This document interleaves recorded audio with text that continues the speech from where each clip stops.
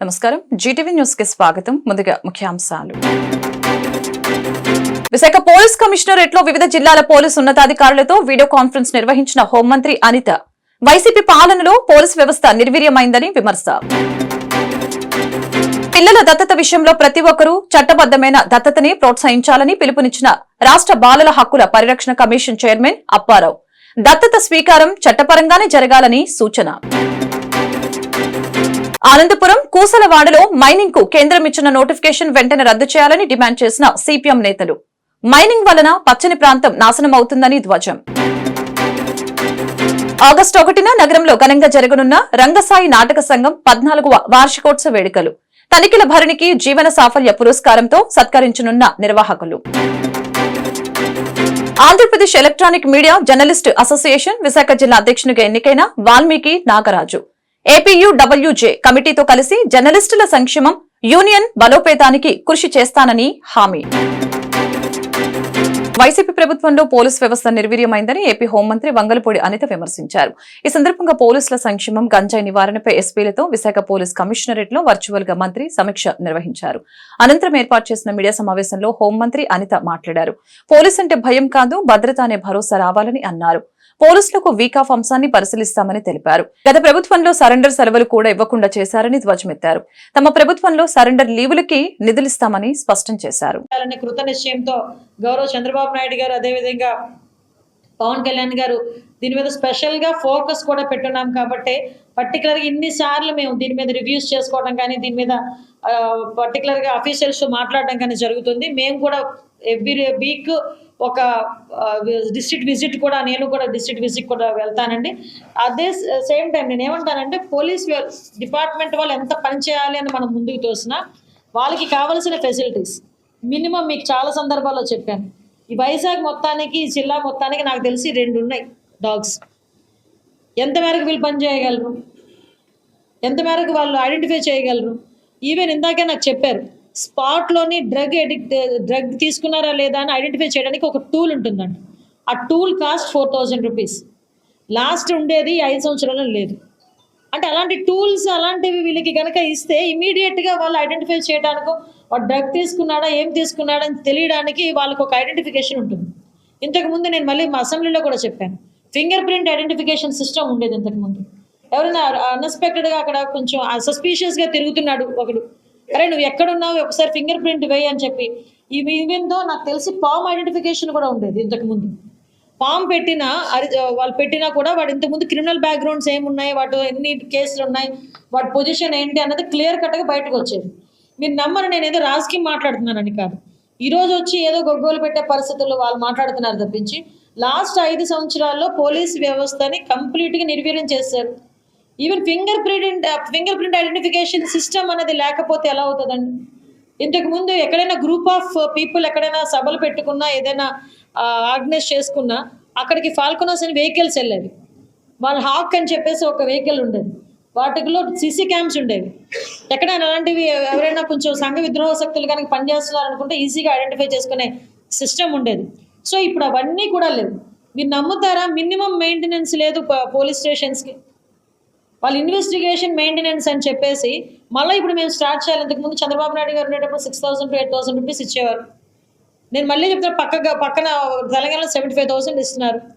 ఇందాకే నాకు పాపం అన్నమయ్య జిల్లా నుంచి ఒక ఎస్పీ చెప్తున్నారు, అక్కడ ఏమైనా గంజాయి పట్టుకుంటే దానికి సంబంధించిన ఐడెంటిఫికేషన్కో లేకపోతే ఇన్వెస్టిగేషన్కో మళ్ళీ చింతపల్లిలో లేకపోతే అరుకో రావాలంటే వాళ్ళకి మినిమం కాస్ట్ ఎంత, ఇన్వెస్టిగేషన్ ఛార్జెస్ సొంత జేబులో తీసిచ్చే పరిస్థితి కూడా పోలీస్ డిపార్ట్మెంట్ పరిస్థితి అయిపోయింది.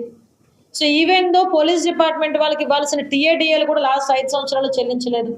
ఈవెన్ వాళ్ళకి జీపీఎఫ్ నుంచి వచ్చే లోన్లు కూడా, నేను మొన్న అసెంబ్లీలో కూడా చెప్పాను, ఆ లోన్ 850 కోట్ల రూపాయలు డైవర్ట్ అయిపోయింది. ఎందుకు డైవర్ట్ అయ్యిందని వీళ్ళు కోర్టులో అడిగితే అది టెక్నికల్ ఇష్యూస్లో ఒక బటన్ నొక్కపోయి ఇంకో బటన్ నొక్కామని చెప్పేసారు చాలా ఈజీగా. సో ఇటువంటి సిచ్యువేషన్స్ మధ్యలో ఈరోజు మళ్ళా పోలీస్ డిపార్ట్మెంట్ యాక్టివేట్ అయింది. పోలీస్ డిపార్ట్మెంట్ మళ్ళా మా వర్క్ ఇది, మా వర్క్ పరదాలు కట్టడమే కాదు, అవతల ఇంకొక పార్టీ వాళ్ళ ఇళ్ళ దగ్గర కాపలా కాయడం ఒకటే కాదు, మా పని ఇది అని చెప్పి ఈరోజు తెలుసుకొని వాళ్ళు ఐడెంటిఫికేషన్ చేసుకొని మళ్ళీ ముందుకెళ్తున్నారు. వాళ్ళందరినీ కూడా మనం ఎంకరేజ్ చేయాల్సిన అవసరం ఉంది.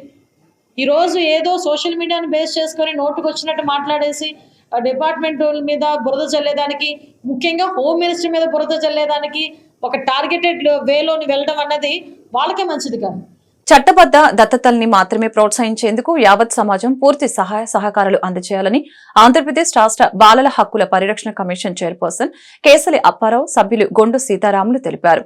ఆంధ్రప్రదేశ్ రాష్ట్ర బాలల హక్కుల పరిరక్షణ కమిషన్, కింగ్ జార్జ్ ఆసుపత్రిలో సంయుక్తంగా మంగళవారం కేజీహెచ్ ఎథిక్స్ గ్యాలరీలో అనధికార దత్తతలు, చట్ట ప్రకారం చర్యలు పేరిట గైనకాలజీ, పిల్లల విభాగం వైద్యులు, నర్సింగ్, సెక్యూరిటీ సిబ్బంది, పారామెడికల్ సిబ్బందికి అవగాహన కార్యక్రమం నిర్వహించారు. ఆంధ్రప్రదేశ్ రాష్ట్ర బాలల హక్కుల పరిరక్షణ కమిషన్ చైర్పర్సన్ కేసలి అప్పారావు, సభ్యులు Gondu Sitaram, CWC chairperson MRL Radha, ఆసుపత్రి పర్యవేక్షణాధికారి డాక్టర్ పి శివానంద, జిల్లా ఐసీడీఎస్ ప్రాజెక్ట్ ఆఫీసర్ జయదేవి, ఆసుపత్రి assistant director CH Srinivas Kumar, ఆసుపత్రి సిఎస్ ఆర్ఎంఓ డాక్టర్ ధవల భాస్కర్ రావులు చేతుల మీదుగా జ్యోతి ప్రజ్వలనతో ఈ కార్యక్రమం ప్రారంభమైంది. అనంతరం జిల్లా బాలల సంరక్షణ విభాగం, కేంద్ర ప్రభుత్వం రూపొందించిన అధికారిక దత్తతలపై ICDS project director Jayadevi power point presentation అందజేశారు.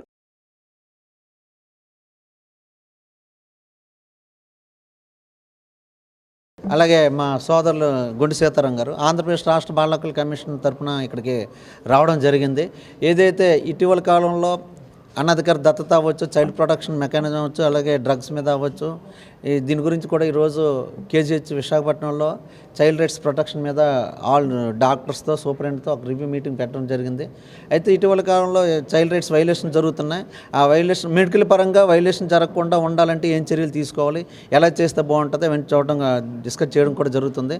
ఎందుకంటే చూస్తుంటే పోక్సో కేసులు ఈ మధ్యన ఎక్కువ అవుతున్నాయి. పోక్సో కేసుల్లో డిలే అవుతుంది ట్రీట్మెంట్ కానీ, లేకపోతే రిపోర్ట్స్ కానీ. ఆ డిలే అవ్వడం వల్ల బాధిత బాలిక కొద్దిగా ఇబ్బందికర పరిస్థితులు అయితే వస్తున్నాయి. ఆ నేపథ్యంలో ఏ కార్యక్రమాలు చేపట్టాలి, ఎంత తొందరగా రిపోర్ట్స్ తెప్పించాలి, ఏ రకంగా ట్రీట్మెంట్ ఇవ్వాలని కూడా చర్చించడం జరుగుతుందండి.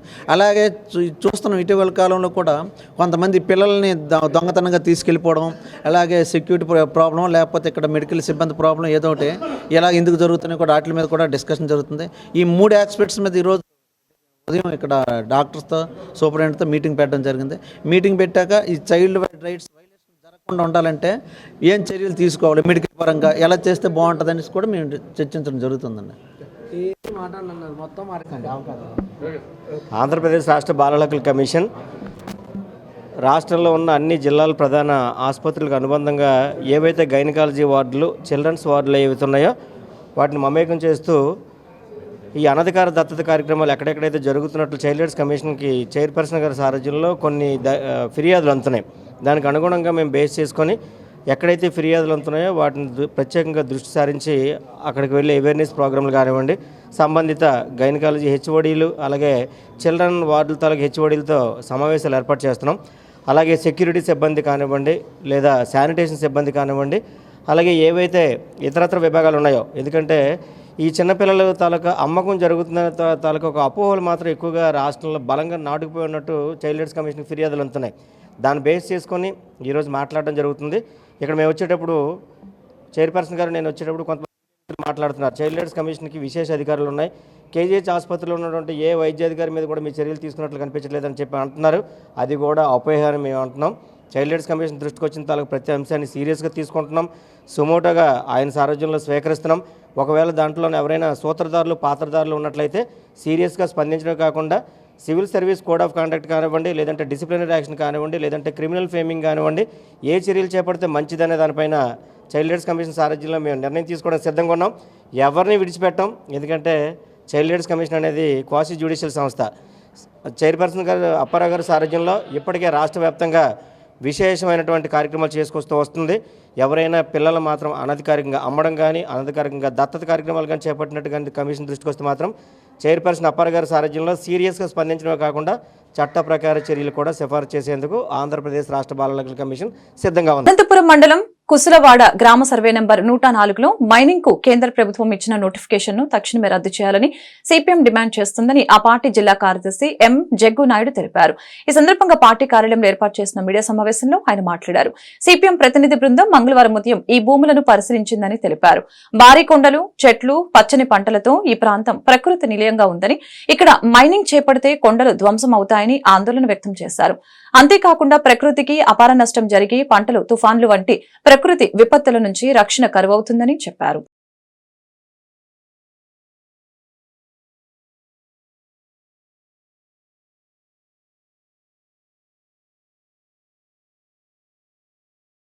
కూడా ఈ నోటిఫికేషన్ రద్దు కోసం తమ వంతు పాత్ర, తమ వంతు కృషి చేయాలని చెప్పని మీ ద్వారా విజ్ఞప్తి చేస్తున్నాం. పురం మండలం కుసులవాడ గ్రామ పంచాయతీ పరిధిలో సర్వే నెంబరు 104లో ఉన్నటువంటి 69 ఎకరాల భూముల్లో 7.991 ఎకరాల భూముల్లో క్వార్ట్జైట్ మైనింగ్ చేయడం కోసం కేంద్ర పర్యావరణం, అటవీ సంరక్షణ మంత్రిత్వ శాఖ 1533 నోటిఫికేషన్ జారీ చేసింది. ఈ నోటిఫికేషన్ని తక్షణమే రద్దు చేయాలని చెప్పని సిపిఎం పార్టీ డిమాండ్ చేస్తూ ఉంది. కొండల్ని ధ్వంసం చేయడం అని చెప్పారంటే పర్యావరణాన్ని పూర్తిగా నాశనం చేయడం అవుతుంది. ప్రజల తాలూకు ఆరోగ్యాల్ని పరంగా పెట్టడం అవుతుంది. రాష్ట్ర ప్రభుత్వం వెంటనే జోక్యం చేసుకొని అటు కేంద్రంలోనూ రాష్ట్రంలోనూ ఇక టీడీపీ కూటమి, కేంద్రంలో ఎన్డీఏ కూటమి అధికారంలో ఉన్నాయి కాబట్టి ముఖ్యమంత్రి వెంటనే జోక్యం చేసుకొని పర్యావరణానికి, విశాఖపట్నం ప్రజానీకానికి తీవ్ర హాని చేస్తున్నటువంటి ఈ మైనింగ్ జీవోని వెంటనే రద్దు చేయమని చెప్పని మేము డిమాండ్ చేస్తూ ఉన్నాం. మైనింగ్ తవ్వడం కోసం విఆర్ ఇన్ఫ్రాస్ట్రా అనేటువంటి ఒక ప్రైవేట్ సంస్థకి ప్రభుత్వం కట్టబెట్టింది. దీనికోసం వచ్చే నెల 28వ తేదీన ప్రజాభిప్రాయ సేకరణ చేపడతామని చెప్పని ప్రకటించింది. మేము అడుగుతున్నాం ఈ ప్రభుత్వాలని, కొండల ధ్వంసం చేయడం వల్ల పర్యావరణానికి ప్రమాదం కాదా, హాని కాదా? ప్రజల ఆరోగ్యాలకి, వాళ్ళ పంటలకి నష్టం కాదా? ఈ విషయం మీకు తెలియదా? తెలిసి ఎందుకని ఈ విధంగా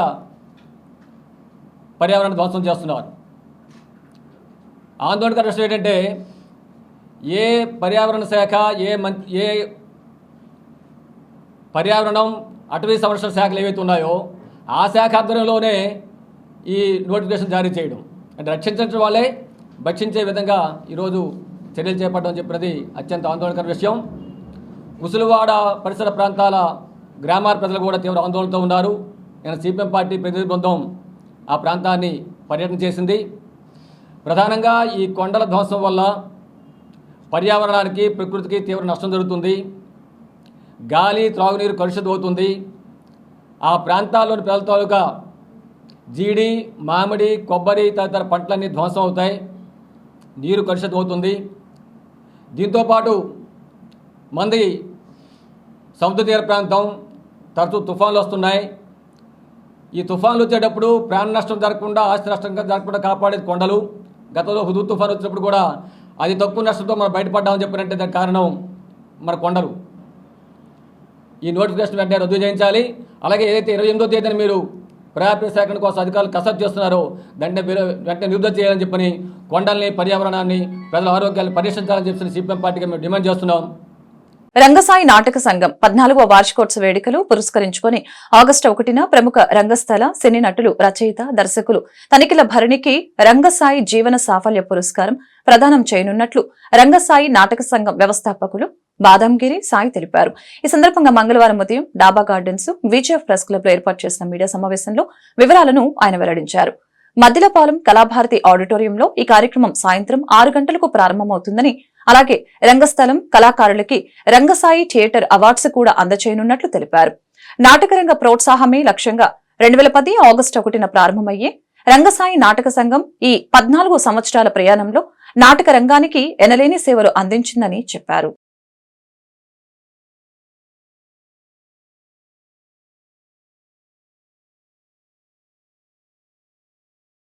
రంగసాయి నాటక సంఘం, రంగసాయి నాటక గ్రంథాలయం వ్యవస్థాపకుని 2010లో రంగసాయి నాటక సంఘం అనే ఒక సంస్థని కేవలం నాటకాలని, మిమిక్రీని ప్రోత్సహించాలని ఈ సంస్థను ప్రారంభించడం జరిగింది మన వైశాఖి జల ఉద్యానంలో.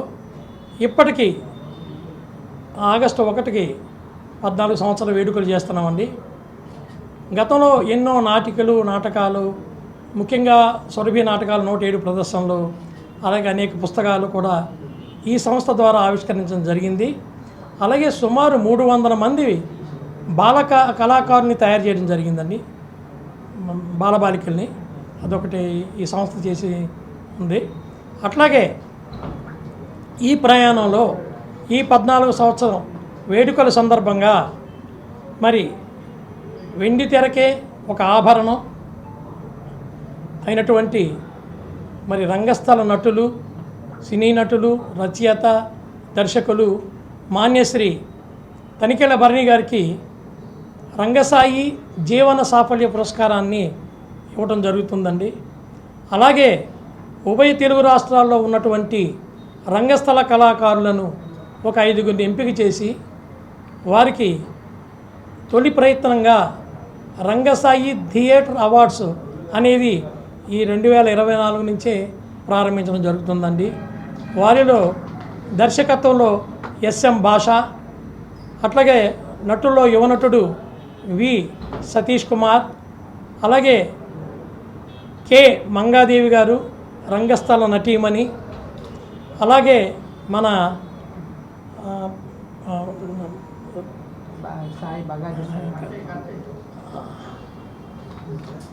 పరిషత్తు నిర్వాహకులు నాటకరంగ ప్రోత్సాహకులు అయినటువంటి తాడేపల్లిగూడెం వాసి బుద్దాల వెంకటరామారావు గారిని ఈ సందర్భంగా అవార్డ్స్ ఇస్తూ, అట్లాగే అతి పిన్న వయసులో మరి విశాఖపట్నం బగాది నాయుడు గారి వారి మనవడు సాయి గారి అబ్బాయి అతి చిన్న వయసులోనే పౌరాణిక నాటకం నటిస్తూ మరి ప్రభుత్వ నంది అవార్డును కూడా తీసుకోవడం జరిగింది. మరి ఆ అబ్బాయికి కూడా ఈ యొక్క అవార్డుని ఇవ్వడం జరుగుతుంది. అలాగే మరొక ప్రయోగం ఏంటంటే మన సీనియర్ జర్నలిస్ట్ అయినటువంటి అయ్యల సోమయాజులు రామజోగారావు గారు సంక్షిప్త భారతం అనే ఒక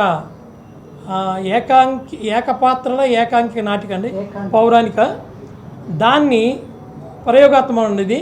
అదొకటి ఆ రోజు సాయంత్రం 6 గంటలకు ప్రారంభిస్తారు ఆ రోజుని. అయితే దాని రచన అయ్యల సోమయాజులు రామజోగారావు గారు, దర్శకత్వం శ్రీమతి గంటి సీతామహాలక్ష్మి, పర్యవేక్షకులు మన నవరసమూర్తి అండి. మరి ఈ కార్యక్రమంలో నగరంలో అందరూ పాల్గొంటారు. ప్రతి ఒక్కరు కూడా మరి విశాఖపట్నంలో ప్రతి ఒక్కరు కూడా పాల్గొనాలని నా మనవండి. అందరూ మీడియా మీ అందరికీ మా రంగసాయి నాటక ద్వారా మా బృందం తరఫున ప్రత్యేకంగా ధన్యవాదాలు తెలియజేసుకుంటున్నాం. ఇందులో ప్రత్యేక కార్యక్రమాన్ని నిర్వహించడం ఆనవాయితీగా వస్తుంది. ఈ ఏడాది మాత్రం ప్రత్యేకంగా ఒక లెజెండ్ తెలుగు సినీ ఇండస్ట్రీ కానీ, అదేవిధంగా నాటక రంగానికి కానీ రచయితగా ఎన్నో బహుముఖ ప్రజ్ఞాశాలి మన తనకల భరణి గారికి జీవిత సాఫల్య పురస్కారాన్ని ఇవ్వడం జరుగుతుంది. ఇది కళాభారతి వేదికగా ఆగస్టు 1వ తేదీ సాయంత్రం 6 గంటలకు జరుగుతుంది. అందరూ ఆహ్వానితులే. అదేవిధంగా ఒక చిన్నపిల్లలతో నాటకం కూడా ఉంది.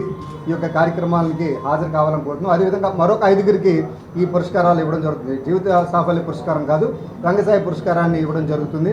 అందులో ఉత్తరాంధ్రకు చెందిన వాళ్ళు, అదేవిధంగా ఉభయ తెలుగు రాష్ట్రాలని బేస్గా తీసుకొని అది మహిళలు, బాలలు, అదేవిధంగా నాటక రంగాన్ని వృద్ధి చేస్తున్న వాళ్ళు ఇలాగ 5గురిని తీసుకోవడం జరిగింది. వారు 5గురికి కూడా ఇదే వేదిక మీద సత్కారం జరుగుతుంది. మీరందరూ హాజరై ఈ యొక్క కళారంగాన్ని ప్రోత్సహించగా కోరుతున్నాం. నమస్కారం. ఆగస్టు 1వ తేదీ కళాభారతి సాయంత్రం 6 గంటలకి.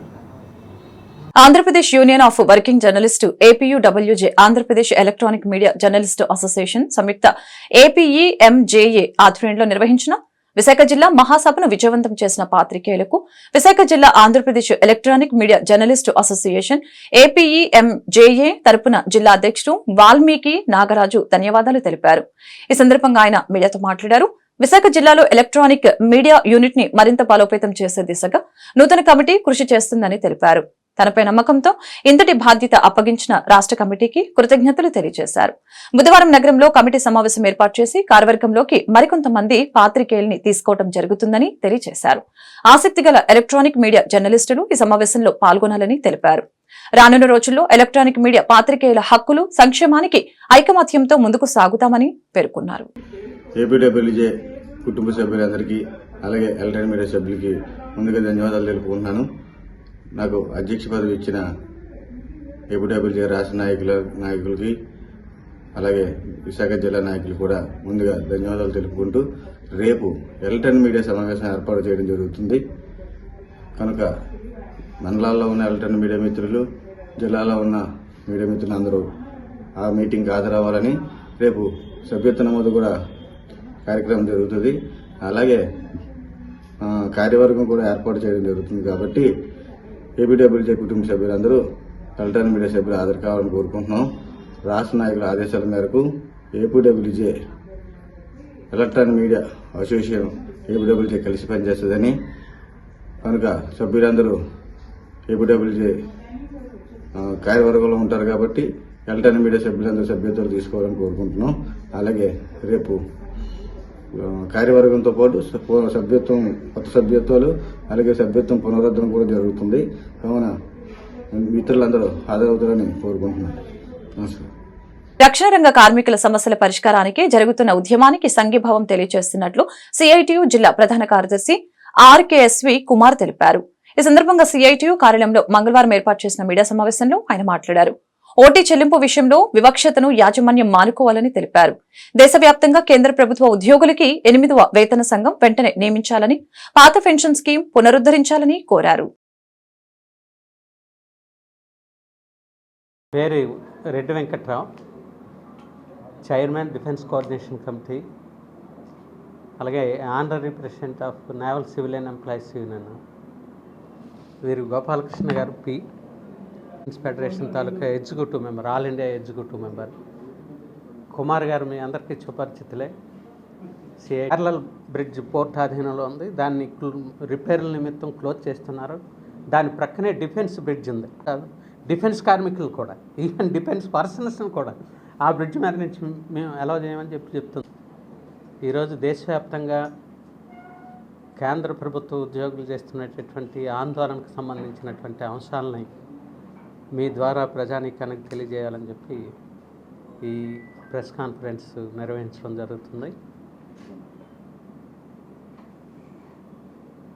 కేంద్ర ప్రభుత్వం సంబంధించినటువంటి విధానాలకు సంబంధించి ప్రధానంగా కేంద్ర ప్రభుత్వ ఉద్యోగుల విషయంలో చాలా ఇబ్బందులు పెట్టేటటువంటి పరిస్థితులు ఈరోజు ఉన్నాయి.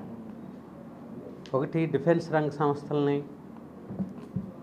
రైల్వే, పోస్టల్ ఇటువంటి వాటిల్లో కూడా కార్పొరేటీకరణని, ప్రైవేటీకరణని విపరీతంగా పెంచుతూ పోతున్నారు. మీరు బడ్జెట్లో కూడా అంశాలు ప్రస్ఫుటంగా మనకి కనిపిస్తున్నాయి.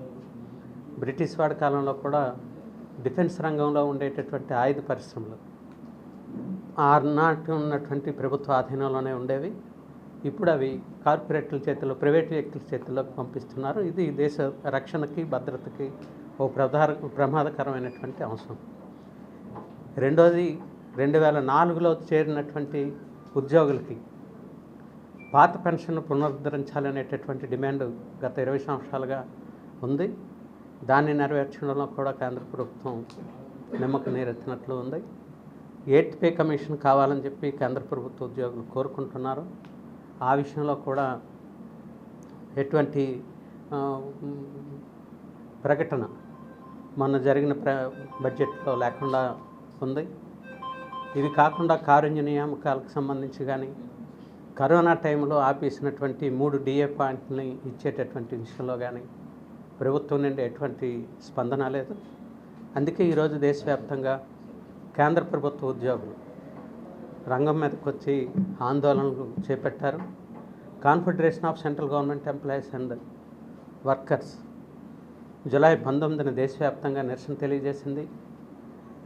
ఆగస్టు 2వ తేదీన ఢిల్లీలో ఆల్ ఇండియా డిఫెన్స్ ఫెడరేషన్ వాళ్ళు ధర్నా నిర్వహిస్తున్నారు. ఇక్కడి నుంచి ఓ ప్రతినిధి వర్గం ఆ ధర్నాలో పాల్గొనేదానికి వెళ్తుంది.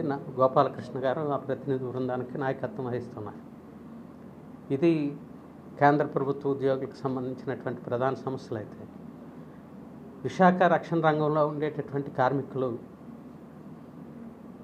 ఒకరోజు 12,000 మంది పైబడి పనిచేసేవాళ్ళు. ఈరోజు ఆ సంఖ్య 8,000కు లోపు తగ్గిపోయింది. రిక్రూట్మెంట్స్ జరపాలని చెప్పి చాలా కాలం నుండి ఆందోళన చేస్తున్నాం. 4,000 పైబడి పోస్టులు విశాఖ రక్షణ రంగంలో ఖాళీగా ఉన్నాయి. వాటిని నింపేదానికి ప్రయత్నం చేయడం లేదు. వెంకొచ్చిపాలెం మెడికవర్ హాస్పిటల్లో సోమవారం జరిగిన అగ్ని ప్రమాదాన్ని నివారించడంలో సహకరించిన ప్రభుత్వ శాఖలకు హాస్పిటల్ సిబ్బందికి యాజమాన్యం తరపున ధన్యవాదాలు తెలియజేస్తున్నామని executive director Harikrishna, regional director Padmaja తెలిపారు. ఈ సందర్భంగా హాస్పిటల్ సమావేశ మందిరంలో ఏర్పాటు చేసిన మీడియా సమావేశంలో పాల్గొని వారు మాట్లాడారు. తమ సంస్థ ఆంధ్రప్రదేశ్, తెలంగాణ, కర్ణాటక, మహారాష్ట్రలో 23 అతిపెద్ద హాస్పిటల్స్ ఉన్నాయని అన్నారు. సేఫ్టీ విషయంలో తాము ప్రత్యేక శ్రద్ధ చూపిస్తామని తెలిపారు. ఎటువంటి అవాంఛనీయ సంఘటనలు జరగకుండా ముందస్తు చర్యలు తీసుకునేందుకు అనుభవం కలిగిన, ప్రత్యేక శిక్షణ పొందిన సిబ్బంది తమ వద్ద ఉన్నారని చెప్పారు. అందువలనే ఈ అగ్ని ప్రమాదంలో ఎటువంటి నష్టం జరగకుండా నివారించగలిగామని అన్నారు. ఈ సమావేశంలో doctor Narendra, doctor Arun, doctor Acharya, Mahesh, ది గ్లోకర్ పాల్గొన్నారు. ఉన్న అన్ని ర్యాంపులు ఉన్న అన్ని సిస్టమ్స్ ఉన్న సిబ్బంది వెళ్ళిపోతారు దూరంగా, ఏమవుద్దు అని. ఇప్పుడు మనం బండి నడుపుతుంటాం, మనం ఎంతో జాగ్రత్తగా నడిపినా కూడా చాలా మ్యాండేటరీ. ఒకటి ఫైర్ ఫైటింగ్. ఇక హాస్పిటల్స్ రన్ చేస్తాము. మా దగ్గర అంటే గవర్నమెంట్ నామ్స్ ఒక రకంగా 3 నెలలకు, 6 నెలలకు ఆర్ 1 ఇయర్కి ఇలా డ్రిల్స్ చేయాలి, ఇలా సేఫ్టీ ఆడిట్స్ చేయాలి, సేఫ్టీ చెక్ చేయాలి అని ఉంటుంది. కానీ మా దగ్గర మెడికవర్లో మా బోర్డ్ రిక్వైర్మెంట్ ప్రతి 45 రోజులకి స్పెషల్ ఆడిట్స్ చేసి, స్పెషల్ ట్రైనింగ్ చేస్తూ, మాక్ డ్రిల్స్ చేస్తూ, ఆ చేసిన వీడియోస్ని ప్రూఫ్ కింద మా బోర్డుకి, అంటే మెడికవర్ మెయిన్ బోర్డుకి, మెడికవర్ యూరోప్లో ఉన్న స్వీడిష్ బోర్డుకి ప్రతి 45 రోజులకి ఒక రిపోర్ట్ సబ్మిట్ చేయాల్సి ఉంటుంది. అండ్ దానిలో భాగంగానే మన వెంకోజీపాలెంలో మనం చేసిన ఈ ట్రైనింగ్లే కానీ, డ్రిల్సే కానీ అండ్ సేఫ్టీ మెజర్స్ ఏదైతే తీసుకోవడం జరిగిందో కానీ నిన్న చాలా పెద్ద ప్రమాదం మనం తప్పించుకోగలిగాం. దానికి మా మెడికవర్ సిబ్బంది, especially Padmaja, Narender, Acharya and Arun, వీళ్ళందరికీ నాకు ప్రొఫ్యూజ్ థ్యాంక్స్ చెప్తున్నాను.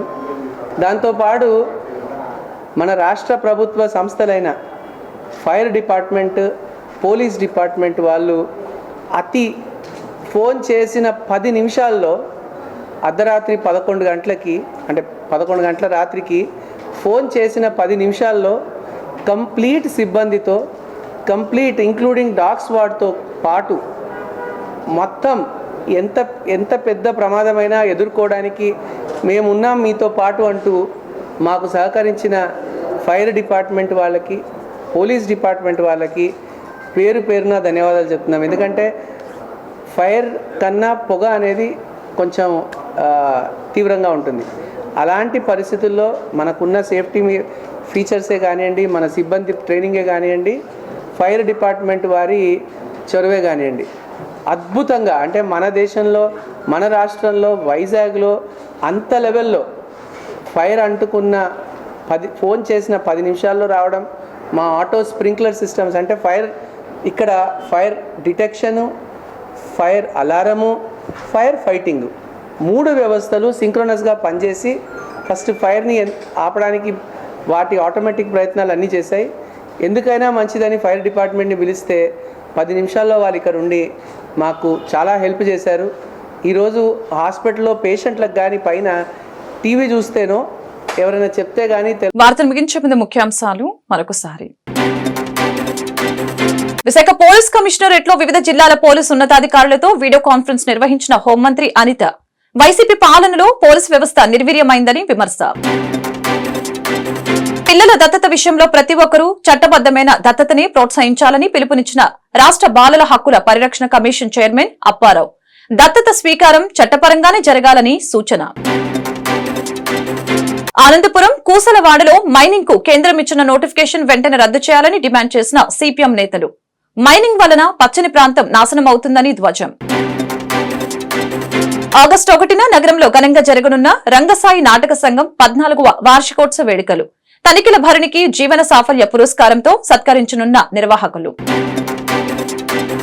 Andhra Pradesh electronic media journalist association Visakha జిల్లా అధ్యక్షునిగా ఎన్నికైన వాల్మీకి నాగరాజు ఏపీయూడబ్ల్యూజే కమిటీతో కలిసి జర్నలిస్టుల సంక్షేమం, యూనియన్ బలోపేతానికి కృషి చేస్తానని హామీ. వార్తలు ఇంతటితో సమాప్తం. మరొక బులెటిన్లో మళ్ళీ కలుద్దాం. నమస్కారం.